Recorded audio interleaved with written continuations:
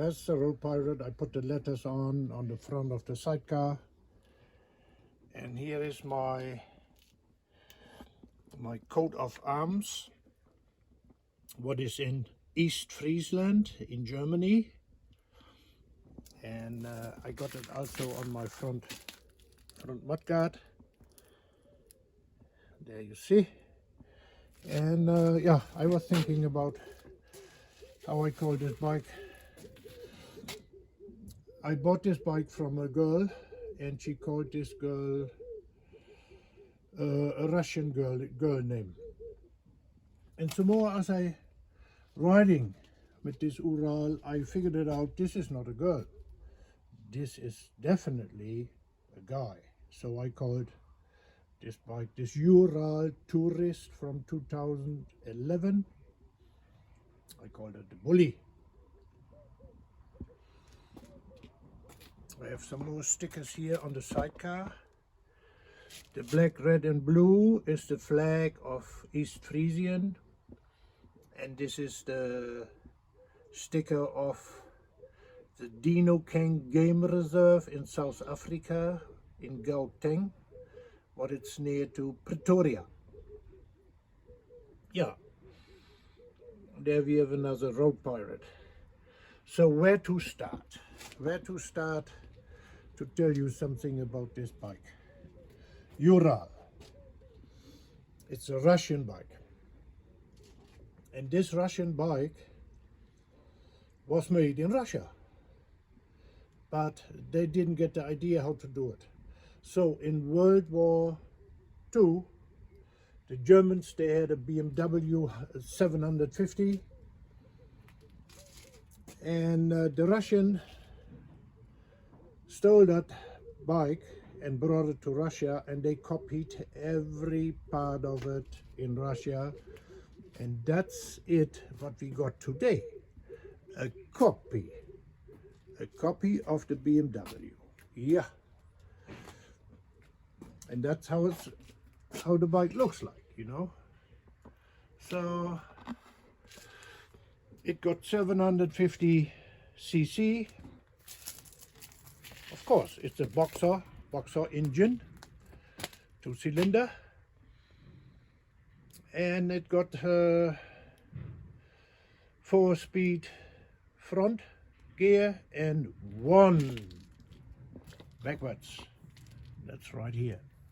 Yeah, that's the backwards. I think it's one of a kind.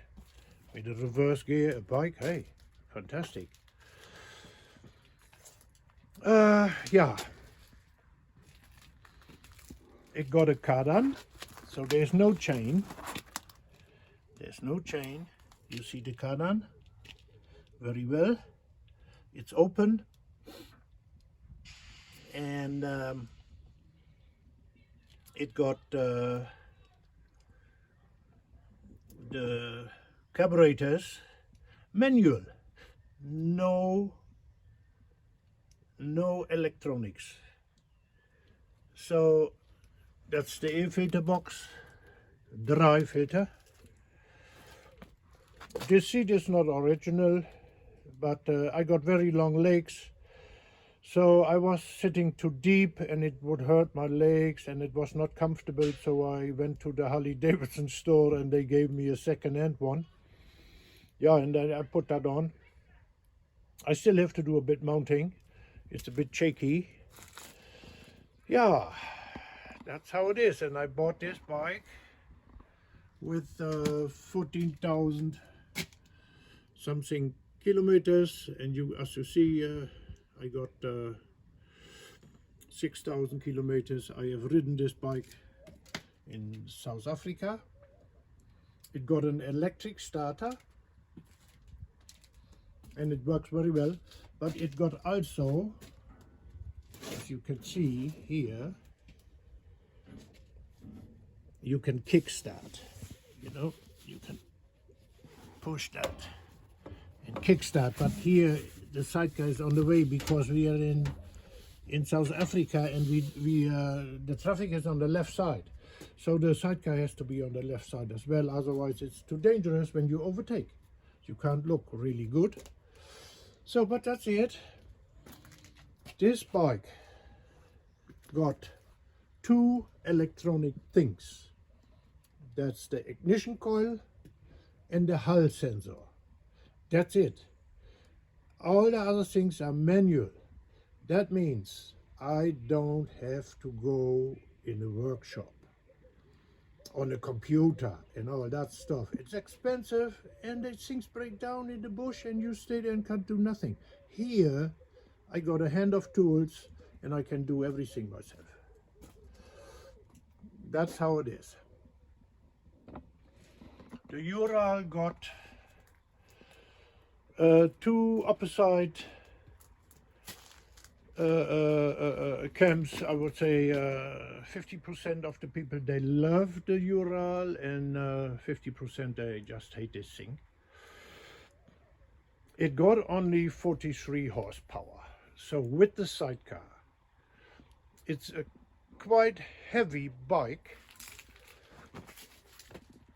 and with 43 horsepower it's not that powerful, you know. You can't speed up and stuff like that. You have to take it easy. It's good for me.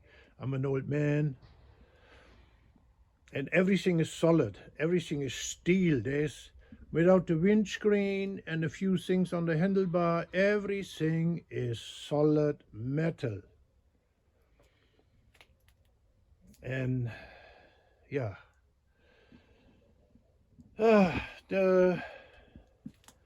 this good thing here, it was here on the back,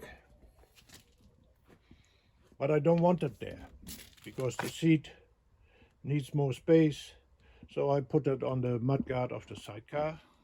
Of course I got the spare wheel. The spare wheel is changeable with the back wheel of the motorcycle and the sidecar wheel. I can change that. The front wheel does not fit on the sidecar and on the back of the bike, but at least we can change that. So I have also a jerry can with 10 liters.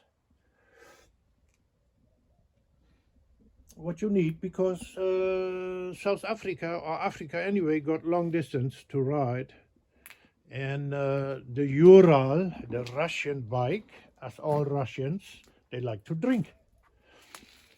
And this bike is using in between, depends how you ride it, it's using in between 9 and 10 liters. Yo.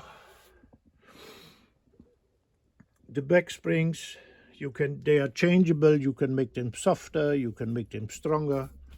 The same with the front, the same with the sidecar. Yeah, and you are wondering, yeah, it's dirty, isn't it? I tell you what, a nice clean bike looks like it wasn't used. And I use this. This is not a show bike. This is not a show culture thing. I use bikes to ride on it. And when you see the dust on it, it is fine with me, because then I can see maybe where a bit of leakage. You can see the dust is darker than here. So there's a bit of dust, oily dust, grease coming out. And you really can see where it starts, maybe one day a bit leaking, you know, like here on the gasket. Can you see it? It's a bit darker, you know, and that's dust. And the oil dust comes out a bit, so I can see that. The mounting of the carburetors to the cylinder. So I know I have to adjust the screws a bit, make it a bit tighter. So the bike is telling me what I have to do. And not everything is Russian, like, as you can see, Brembo. The Brembo brakes are Italian, and they are the best brakes in the world for motorcycles, definitely. So they changed that, what I think was a good idea. Yeah, what else? What else?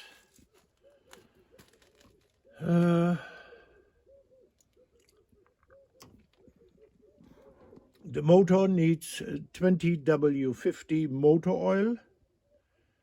And I couldn't believe when I wrote it in the menu, the gearbox used the same oil in the motor. So that's something. What makes me, yeah, I don't have to carry. It's better to carry a 5-liter can, and then you got oil for the gearbox and the engine. And the gear shift drive is using ATV 90. Yeah, that's a bit thicker. There is even a dipstick, so you can measure where the oil, is there enough oil or not. Yeah, then we have the dipstick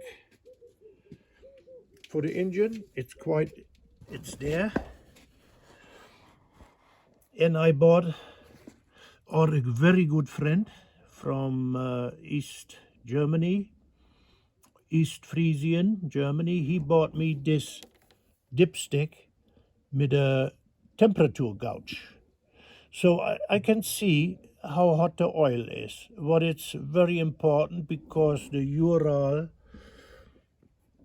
doesn't, what I hear, doesn't like the heat.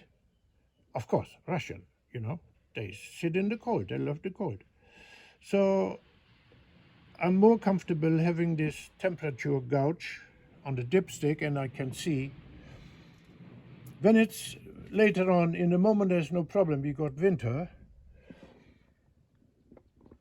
But when the summer comes and it gets very hot here, then I can check the oil, and when it's about 120 degrees Celsius hot, I park somewhere, smoke 100,000 cigarettes, drink a carton of beer, and then the motor is cooling down, and I'm fine. Yeah. As you can see here, wait a minute. There is the oil filter paper. I just changed it. I have to, as you can see, I have to tighten the nut a bit more, because oil dust comes out, and the dust on it shows me because it's darker. So the bike is telling me we are communicating with each other. That's the mounting to the sidecar. And we got it, of course, we got it over here as well. And we got it, so there are 4-point mountings on the sidecar, like this one. There you can see. And then it's on the back as well. Let me go over there to show you that. So, and it's easy to demount. You can take the sidecar off and ride solo. It's not a problem. To adjust the sidecar, you have to follow rules. That means the bike has to lean against the sidecar in just 2 degrees. It has to lean outside 2 degrees. And when you go on it, the bike will be straight, because the chocks, they go a bit down. So, and then the bike is straight. The sidecar wheel has to go 2 centimeters inside to the bike. And that's the right, then the bike will ride straight ahead. I don't know that name in English, but in German it's Vorlauf. So you can adjust that.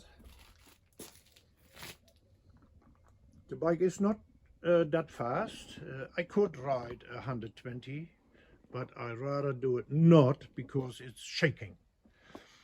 When I ride 80 kilometers an hour, it's perfect for me and my old age. My reaction time is slower, you know. So 80 is just beautiful and it's very smooth then. Dirt road, I'm not happy with it. The shocks are very hard, very hard. I can make them softer, and I will do that, but only on a long, when I go like a few 100 kilometers, then it's worth making the shocks softer. But for 10, 15, 20 kilometers or 30 kilometers, it's not worth doing it. It's a bit of a powerful act to change the shock absorbers. So I will open that big thing here.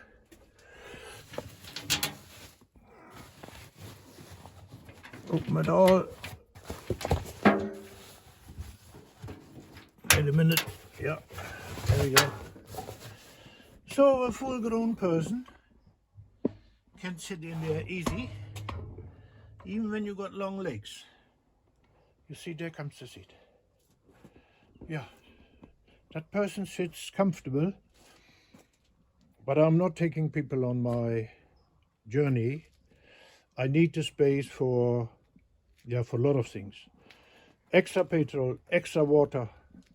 Namibia got very, very long distance to cover. And okay, let me open the boot. Let me open the boot. There's the handle. There's the boot.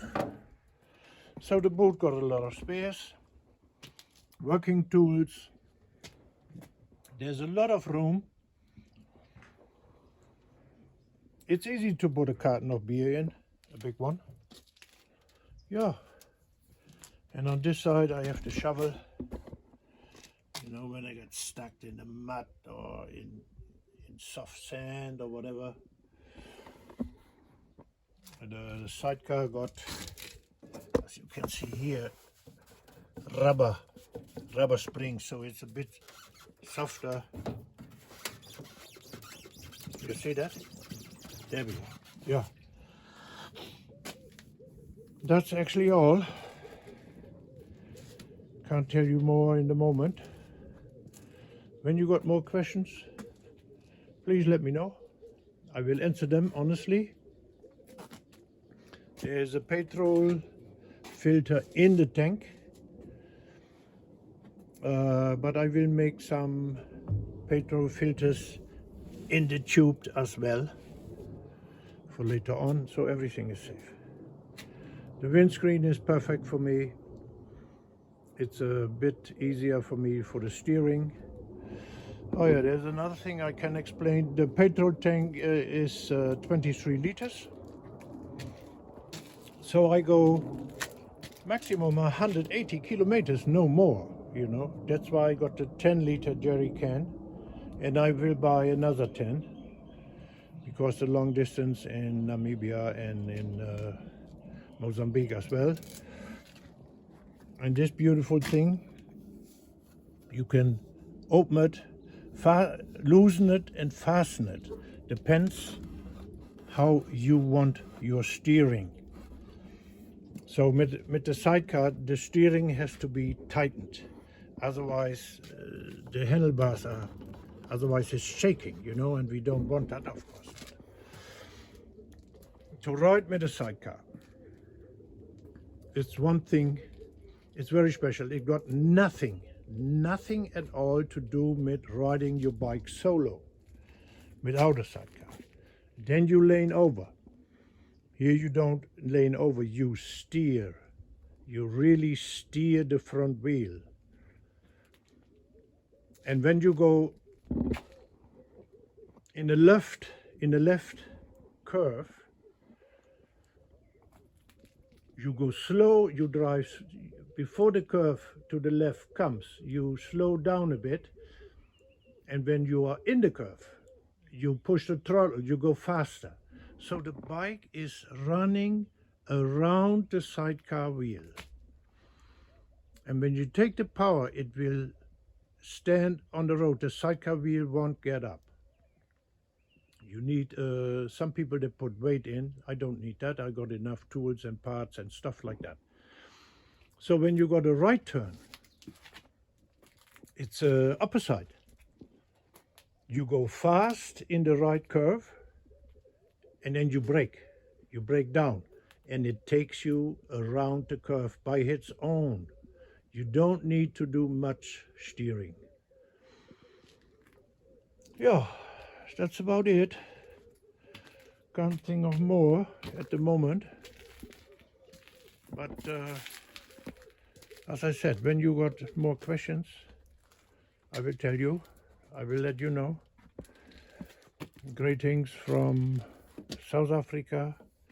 Greetings from Bully. And I hope